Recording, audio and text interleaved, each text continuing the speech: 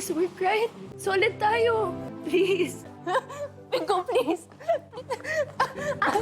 Pinaalam ni Wilson sa pamilya niya na tumawag si Bingo sa kanya, kaya nagtaka naman si Caroline kung bakit kailangang pumunta ng binata sa bahay pa nila para makipag-meeting kay Wilson, na agad niyang tineksan na tawagan siya ni Bingo. Sinabihan naman ni Irene si Aldridge na kailangan nilang gumawa ng paraan para makalabas si Snoop sa kulungan, kaya tinanong ng binata kung bakit nila kailangang gawin ang bagay na yun. Tinanong ni Aldridge kung hindi man lang sinabi ni Snoop kay Irene na pati kidnapping ay racket niya, na ganamang sinumbat ng dalaga, na hindi ganun dahil niligtas niya ang buhay niya mula kila Balong at Buloy.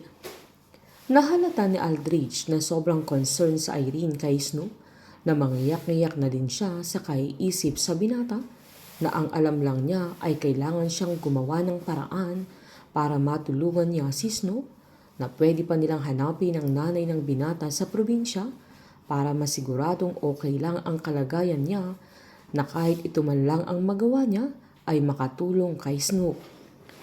Dahil dito ay diretsahan siyang tinanong ni Aldridge kung mahal niya si Snoop, na kinagulat naman ni Irene na hindi din niya alam kung anong isasagot niya, kay nagpalusot siyang concern lang siya sa binata.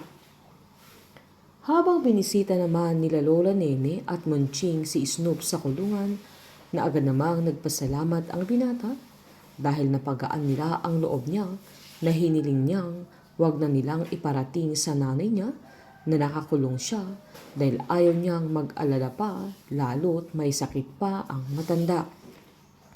Habang pinuntahan naman ni Bettina si Sherwin sa kulungan, nang saktong andoon si Nathan, naginiit ng bata sa papa niya na nangako siyang babalik pa sila sa arcade, na agad namang pinangako ni Sherwin na malapit na silang makabalik doon para maglaro.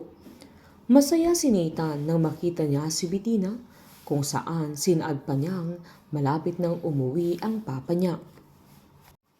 Pagdating naman ni Bingo sa bahay nila Wilson ay sinaad niya sa taas na lang sila mag-usap, na agad namang sinabi ni Gina na makagusto ni Wilson na samahan niya sila, pero sinaad nitong sila ni Bingo lang ang kailangang mag-usap. Giniit ng binata na nasabi ni Wilson sa huli nilang pag-uusap na ibibigay niya kahit anong hilingin niya, na agad namang sinabi ni Wilson na lahat ay gagawin niya basta ibenta lang ulit ni Bingo ang GLC sa kanya. Agad sinabi ni Bingo na iurong nila ang demanda laban kay Annie, Sherwin at Snoop, na siguraduhin nilang makakalaya sila.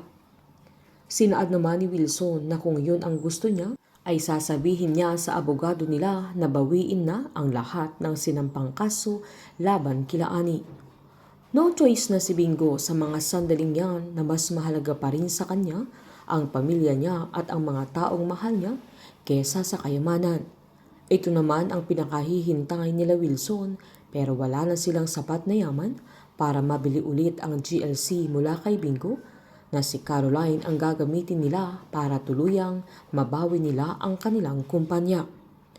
Habang susuko naman na si Bingo dahil sa dami ng hinaharap niya, na tuluyan na kaya niyang bibitawan si Caroline at susuko na ito, na hayaan na lang niyang maikasal ang dalaga kay Stephen.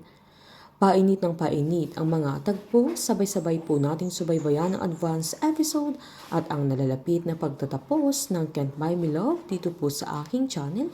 Patuloy lamang pong manood at mag-subscribe para ma-update po kayo sa mga susunod na episode. Marami pong salamat.